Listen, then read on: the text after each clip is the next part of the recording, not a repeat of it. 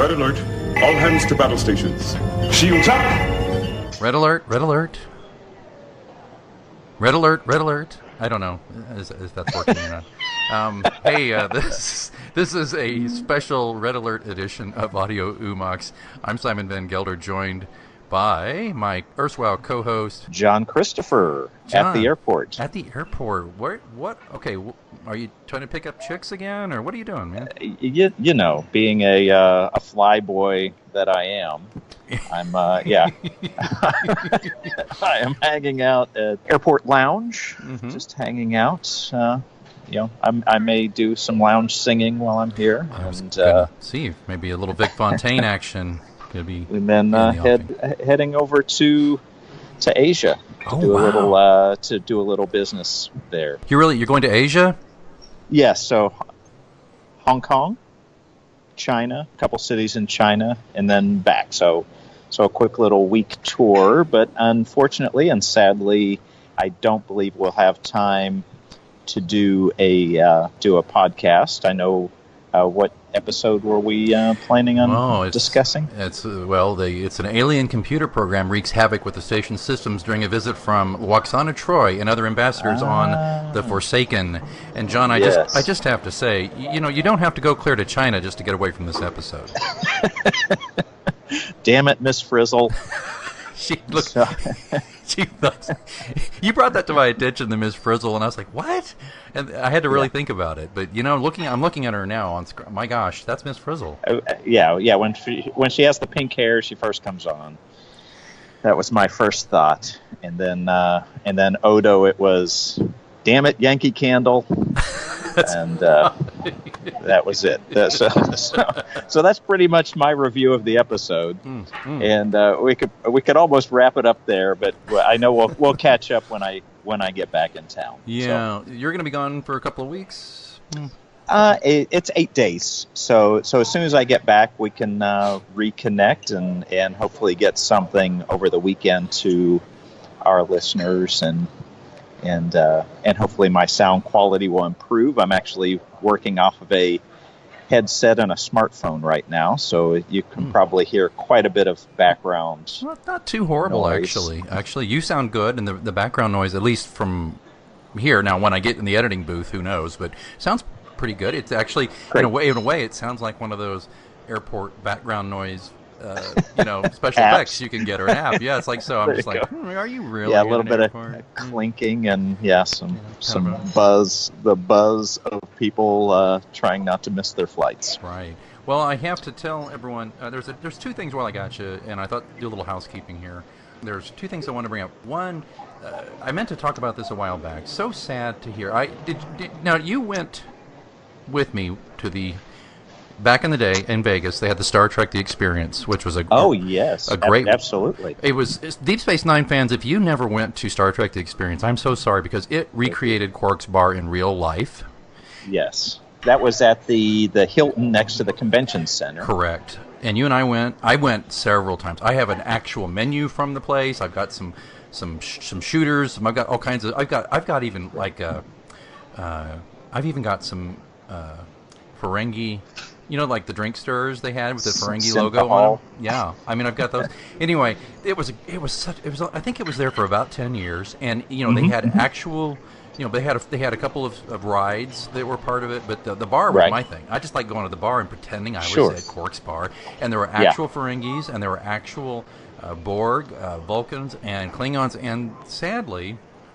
I was saddened to learn that in 2013, the experience closed 5 or 6 years ago, 7 years ago, something like that. Well, first they had moved it. They moved it down to downtown to Fremont. Did they ever open it down there? I thought they never opened it. I thought maybe they didn't. Yeah. I knew that was the plan, was to move it, and but they and then at the Hilton you could see the shadow. I mean, still there, but just based on the architecture of the Delta. Yeah, the architecture in that area, you can see where it used to be. As you walk down the promenade. Oh man, it's just, and it was kind of right outside where they had kind of a spacey version of a casino that wasn't tied to Star Trek out there. And I remember the restrooms. If you remember the restrooms, you go to the urinal, and the restroom urinal a computer voice would, I think, would break down like the elements of your pee or something, or it made funny remarks like that. It was pretty clever, but we had good times there. Long story short, well, they actually had cosplay actors, professional actors who played, as I said, all kinds of aliens, including a Dahar Master Klingon, and his name was Motog, and he was played by an actor named Tom Deashley, or Deishley, I think it's Deashley, and he was there. Oh, it closed in 2008. Well, Tom played the Dahar Master, so if you know, he was a silver-haired, white-haired Klingon, and he really inhabited the role. I remember having several interactions with him because I went to that place like 6 times. I mean, I really did. I mean, I love that place. I know I'm a complete nerd, but I loved it. I had so much fun there.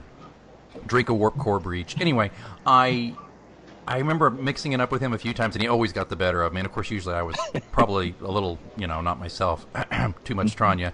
But anyway, Tom Deashley was murdered in 2013, and they found him at his home, dead from a gunshot wound.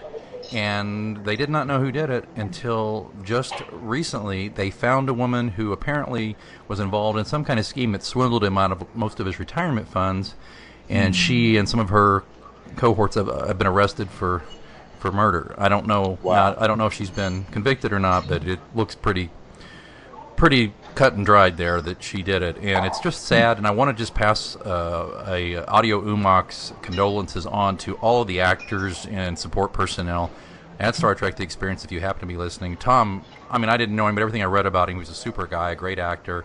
And he brought me much joy, so I just wanted to express that. And I know you were there too. I know you saw him. You were there. I know you saw him. Sure.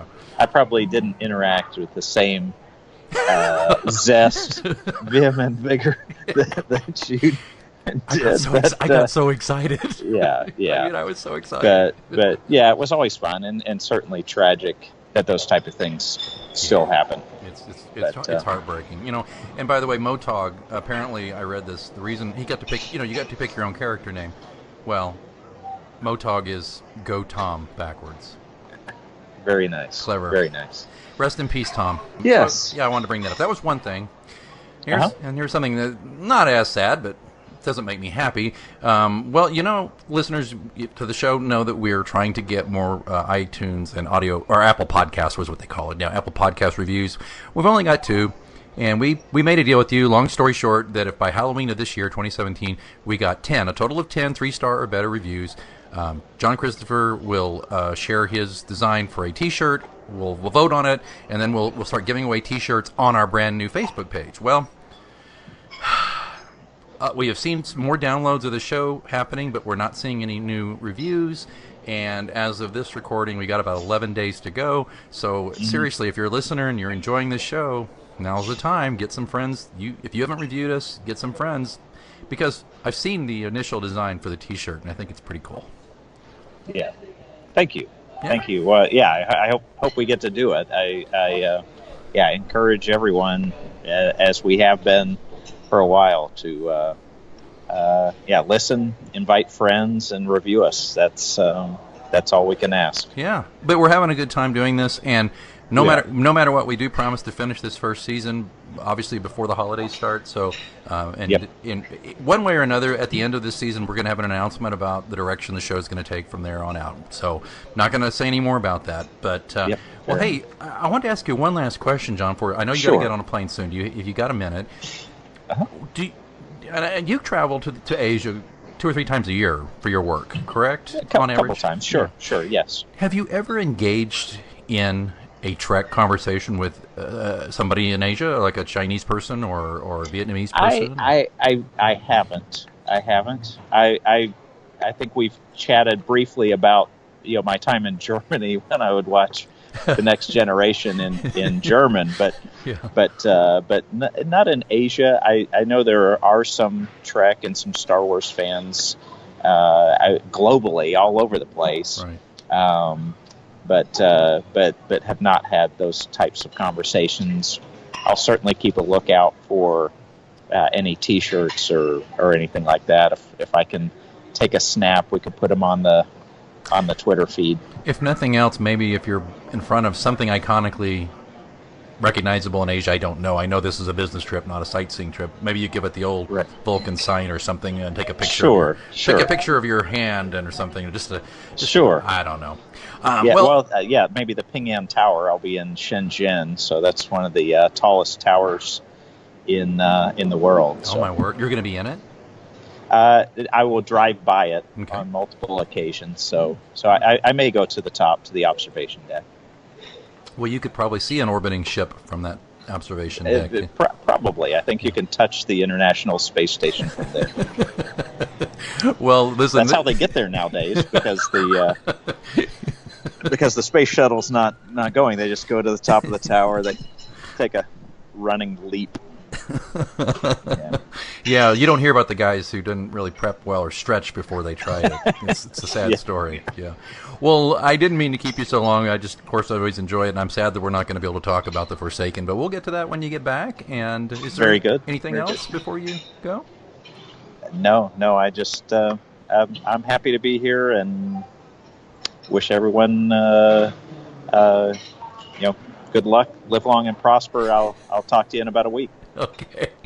All right, that's John Christopher on his way to Asia, and I'll be holding down the fort here in the States, and we invite you to get back with us soon. Please look at our Twitter. It's at Umox Podcast. That's OOMOX Podcast. We appreciate follows, retweets, but that also there'll be information on when the next episode will drop.